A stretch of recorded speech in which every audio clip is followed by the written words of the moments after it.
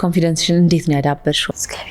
እግዚአብሔር ነው የኔ ፍቅር። ትምህርታችሁ ገቡዙ እንዳታፍሩ በሰዎች የሆነ ይሉኛል ብላችሁ እንዳታስቡ። እናንተ ወላጆቻችሁ ሲያደርጉላችሁ ደስ የሚላችሁ ነገር? መጀመሪያ ፍቅር መስጠት፣ ከዛ ደግሞ መከታተል።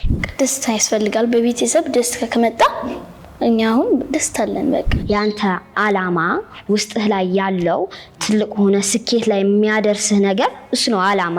እነዚህ ልጆች በዚህ መንገድ ያነጻቸው ማን ነው? ወንድሞቼ ሁሉ በአጠቃላይ ማረጋውን ነገር ለካስ ይከታተሉ ነበር። ኢቭን እዛ ካናዳ ሆኜም ለራሱ እና ከኔ ጋር አብረው ነው ኮንፊደንት የሆኑት። ግን ያ ህፃን ልጅ ላይ ያለው አይምሮ ያልተበረዘ አይምሮ ነው። በጣም ንጹህና በጣም ንቁ የሆነ አይምሮ ነው። ተባረከ። ልቦና ይስጣ። Thank you so much. ለማሚስ ምታስተላልፍ መልእክት አለ? እናቴ በጣም ጀግና ናት። በእናቴ በጣም ነው የምኮራው። ዘወትር ከዓይኔ ማጠፋው መከታ ክብር የሆንከው ወንድሜ የኔ ትዝታ ሰላሙን ጠዋትን ማታ ይሆናል። መስማም ታስለቅሽን ነው አንቺ። በቃሽ። እወድሃለሁ ወንድሜ፣ አክብርሃለሁ። እሺ ምንድነሽ የኔ ፍቅር? እኔ እደጉ ተመንደጉ ያሰባችሁበት ድረሱ ብዬ እንደናት መርቃችኋለሁ። ቲክቶክ ልጆች አይፈቅድም አይመከርም። እኔም አቋርጣለሁ። አሁን ዝም ብዬ ትንሽ ልፈምስ ብዬ ነው እንጂ እንደዚህ እርግጠኛ ነገሮች ላይ የሚያደርግ ነገር ምንድነው? አንድ በር ተቆልፏል ብለሽ ካመንሽ ለምን ትከፍቺዋለሽ? ራይት? እጅሽም ለራሱ አይሰራልሽም። ከ10 በላይ ተቆልፉብኝ በሮች ያጋጥሙኛል በየቀኑ። ከ10 በላይ ውድቀት። ከነዚህ 10 ግን 11ኛው ስኬታማ ነች።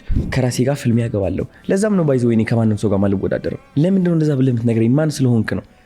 ጧት እየተነሳው አሰርት ማድረግ ጀመርኩኝ። የምትፈልጊው ዓለም፣ የምትፈልጊው ህይወት፣ የምትፈልጊው ስኬት የምትስቢው በልብሽ ነው በጭንቅላትሽ አይደለም። ሰዎችን አፕሊፍት ማድረግ ጀመርኩኝ።